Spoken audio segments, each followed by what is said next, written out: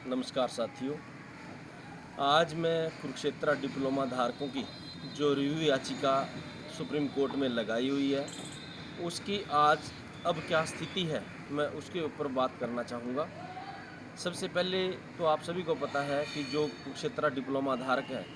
उन्होंने 5 रिव्यू याचिकाएं डिप्लोमा की मान्यता को लेकर माननीय सुप्रीम कोर्ट में दायर की हुई हैं और ये रिव्यू याचिकाएं ओपन कोर्ट हियरिंग के लिए एक्सेप्ट हो चुकी हैं। आप सभी को पता है कि इन पे 2 बार लगातार मेंशनिंग कराई जा चुकी है ताकि इसमें अर्ली हियरिंग हो। अब क्योंकि 1-2 रिव्यू के अंदर थोड़ा कमी थी जिससे जो है रजिस्ट्रार पे लगी वो, और अब जो है वो रजिस्ट्रार से भी जो पोर्टल से हट गई है और अब जो है हमें उम्मीद है कि वो लगभग सुनवाई के लिए ओपन कोर्ट लग सकती है। जैसा कि आप सभी को पता है कि कुरुक्षेत्र यूनिवर्सिटी का जो डिप्लोमा है उसको प्रदेश सरकार में मान्यता के लिए जो है ये लड़ाई लड़ी जा रही है। और यहाँ मैं ये स्थिति स्पष्ट करना चाहता हूँ कि जिस प्रकार से कुरुक्षेत्र यूनिवर्सिटी के इस डिप्लोमा के आधार पर हरियाणा में ही काफ़ी लोग अलग अलग सेक्टर में और एजुकेशन विभाग में सर्विस में लगे हुए हैं इस डिप्लोमा के बेस में, चाहे वो कॉन्ट्रैक्चुअल हो चाहे वो परमानेंट भर्ती में हो। मैं इस पे आपका संज्ञान दिलाना चाहता हूँ कि जिस प्रकार से फिजिकली हैंडीकैप भर्ती 2007, 2008 गेस्ट टीचर्स और एडिड पोस्ट से जो 2017 में मर्ज किए गए गवर्नमेंट सेक्टर में, इस तरह से वर्क इंस्ट्रक्टर कई भर्तियां जो है इस डिप्लोमे पे चली हुई हैं। और आज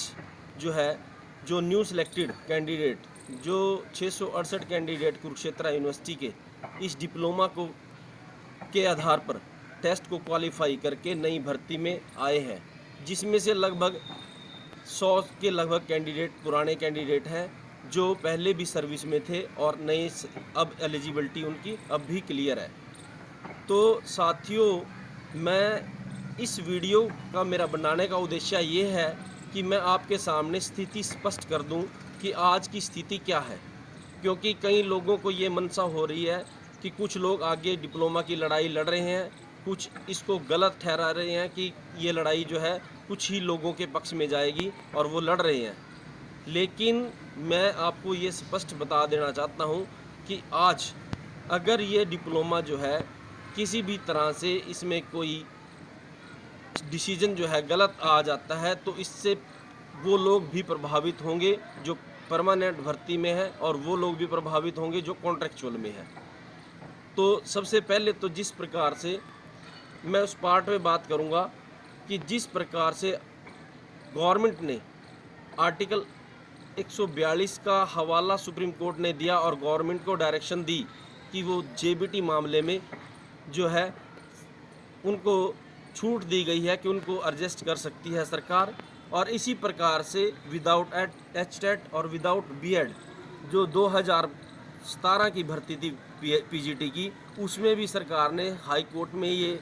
एफिडेविट फाइल किया है कि वो उनको रिलैक्सेशन देते हैं। तो जो मेन मोटिव है इस समय वो ये है कि ये जो लोग सर्विस में बने हुए हैं या वो लोग जो पैटिशनर हैं या वो लोग जो पैटिशनर नहीं हैं सुप्रीम कोर्ट में, केवल इस भर्ती में चयनित हुए हैं, मैं उन सभी से ये आग्रह करना चाहता हूँ कि वो सरकार से बात करें और सरकार जो है इसमें बिल्कुल एक जो डायरेक्शन है वो सरकार की ओर से जाएगी और सरकार जो भी निर्णय इस पे ले लेगी उसके आधार पे ही अगला निर्णय माननीय सुप्रीम कोर्ट में लगभग बहुत ज़्यादा इफ़ेक्टेड रहेगा। दूसरी बात मैं ये कहना चाहता हूँ कि कुछ लोग ये सोच रहे हैं कि ये लड़ाई डिप्लोमा के कुछ लोग आगे लड़ रहे हैं। मैं आपको इस वीडियो के माध्यम से ये संज्ञान में आपके बात दिलाना चाहता हूँ कि 4 अगस्त और 5 अगस्त को 2020 को जब इसकी आर्गूमेंट हुई तो जो पुराने सिलेक्टेड कैंडिडेट थे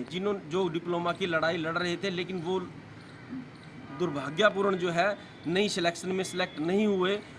जिसकी वजह से ना तो सुप्रीम कोर्ट में कोई ज़्यादा एविडेंस लगाए गए और ना ही सीनियर एडवोकेट किया गया।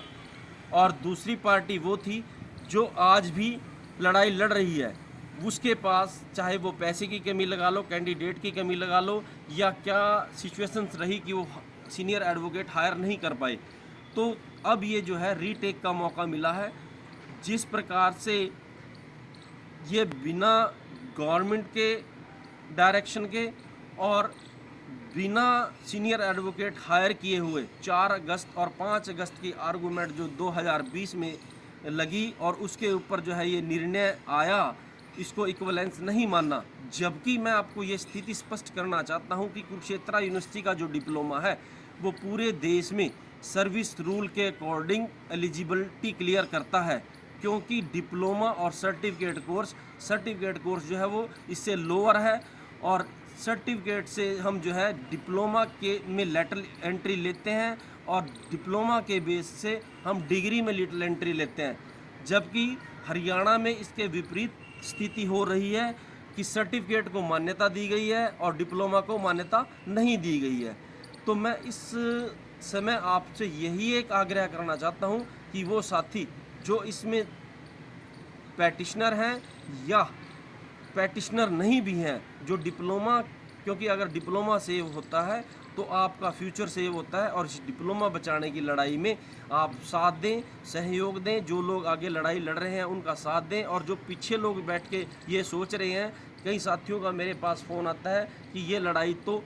जो जिन्होंने ये भर्ती क्रैश कराई है वो लोग लड़ रहे हैं, लेकिन मैं आपको ये स्पष्ट करना देना चाहता हूँ कि वो लोग उस टाइम भी इस डिप्लोमा की लड़ाई लड़ी उन्होंने हाई कोर्ट, सुप्रीम कोर्ट में, और जब